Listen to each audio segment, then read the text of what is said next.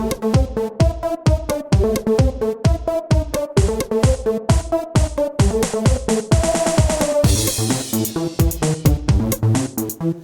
to Beyond the Bounce, presented by ZTE. I'm your host, Byron Bogar, and joining us via phone conversation, Legends guard Patrick Miller. What's going on today, Pat? How you doing, Byron?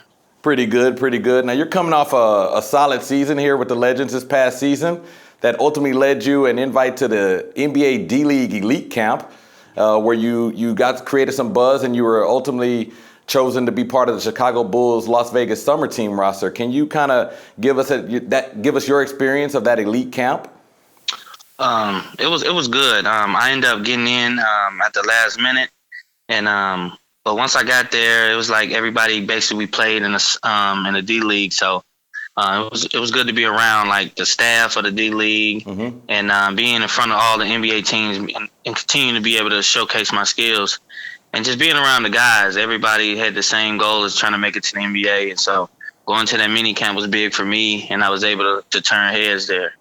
Okay. How would you say your experience with the Legends helped you at that elite camp? It helped me a lot. Just being patient. Like the season was very long. We had a lot of new guys, different lineups. But it helped me playing with Tu and Teray and Chris Douglas-Roberts and Josh Childress, people who played already and that's older than me, and was able to learn from them. So it was pretty good. Okay. And it just helped me and my mindset going into that camp. All right. Now, you just completed a championship week out in Las Vegas with the Chicago Bulls. Can you share with us some of the experiences of playing against top rookies Ben Simmons and Jaylen Brown, and playing with the Bulls' top pick Denzel Valentine? It was fun, especially getting to meet the new guys that was on the team with the Bulls, and like Denzel. Now we're real close friends. We sending each other texts like today and yesterday, but it was fun. And then playing against like the top prospects of the draft, it was exciting. I feel like it was a great summer league, and I was happy that we was able to win. Awesome. What will you take away from that experience of your first NBA Summer League? I take away that everybody has roles, and like all of us, basically, majority of the players there would not be called up or go to the NBA to be like the man of the team. So it's about finding your role and your niche and just being real good at it. And Pat, your niche is certainly you're one of the top on-ball defenders in our league, and in my opinion, in this past summer league. Where do you get that defense? Where as a kid, did it strike you like, hey, I really need to be a lockdown defender? I think it's just like my mindset, and then just like growing up in a tough area. It's like just having that little grit to you. And I feel like my first year going overseas to Turkey helped me also. It helped me lock in on like picking up full court and just being real aggressive on defense. So I get that towards Turkey.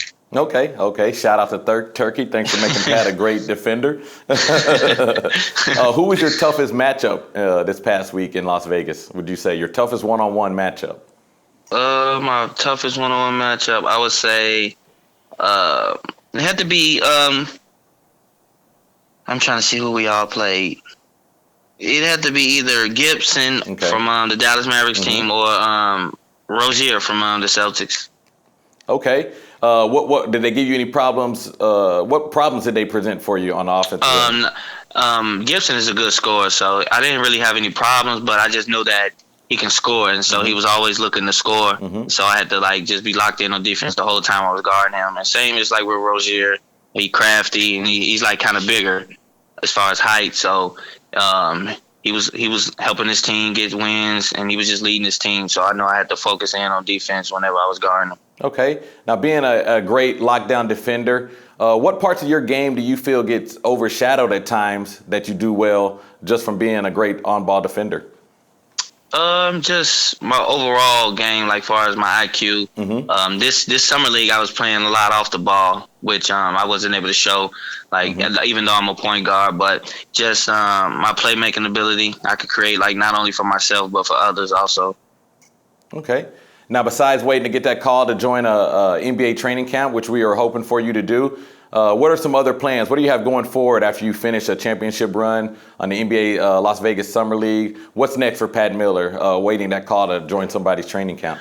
Yeah, right now I'm just resting.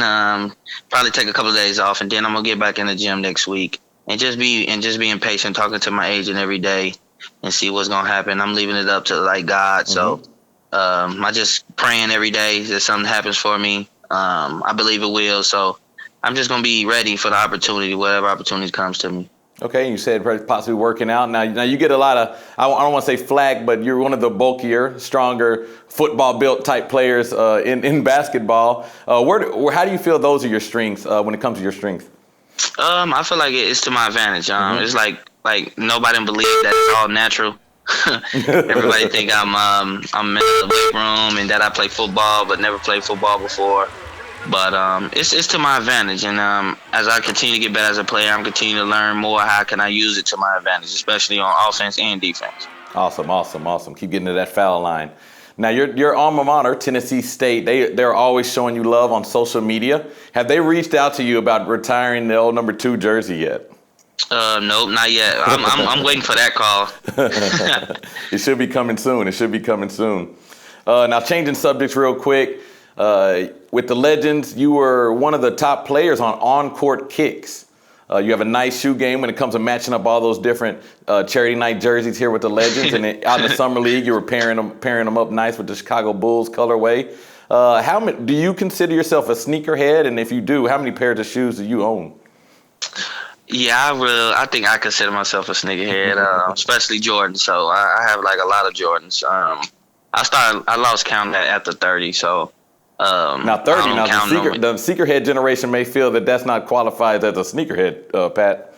Yeah. But I lost count after 30. So Okay. once I started collecting them, and I don't even count no more. But yeah, as far as like on the court shoes, like I like to keep my shoe game up for the on the court, match the jerseys or whatever. So yeah, in the summer league, I had to switch it up and go to the all black Kyries. I noticed that. It was a good look. Is there a pair in your collection that you weren't able to bust out last year, or is there a new pair that you're looking forward to getting and busting out in the next season, whether in the NBA or back here in the D League? Well, for the summer league, I was about to bust out the flu games, the Jordan 12s. I was about to do that, but so if I was to come back to the D League and be with the Texas Legends, I'm gonna bust out my the True Blue 12s. Now, what changed your mind? Were you about to put them on, and then you were like, "Oh, I just can't get out there on the court on them"? What changed your mind on those flu games? Yeah. Like I had them on. Actually, I had them on. I wore them to the game, and I already was dressed for the game, so everybody thought I was gonna go out there with the 12s on. But I'm like, I just wait. I didn't want to do it. I was focused on really trying to get out there and get a win. Awesome, and that is what you did, and you do contribute winning attributes to a team. Now, Pat, you growing up from Chicago, correct? Yep.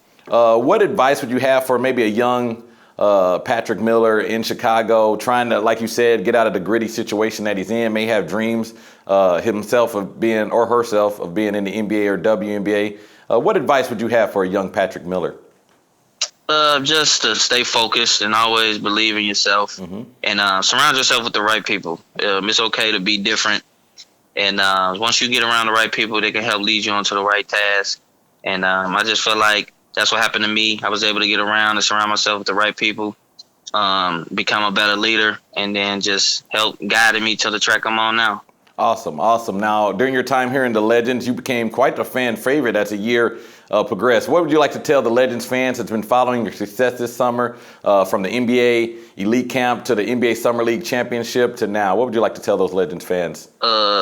Thank you for supporting us the whole year. Thank you for continuing to be a fan of mine, and I appreciated the time being there.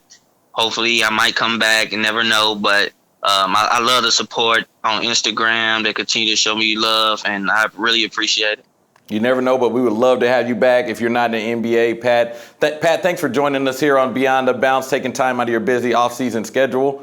Good luck to you the rest of the way, and hopes of getting you in the NBA training camp this upcoming season.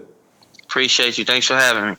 Thank you. And thank you for watching Beyond the Bounce, presented by ZTE. I'm your host, Byron Bogard. Until next time, we'll see you later.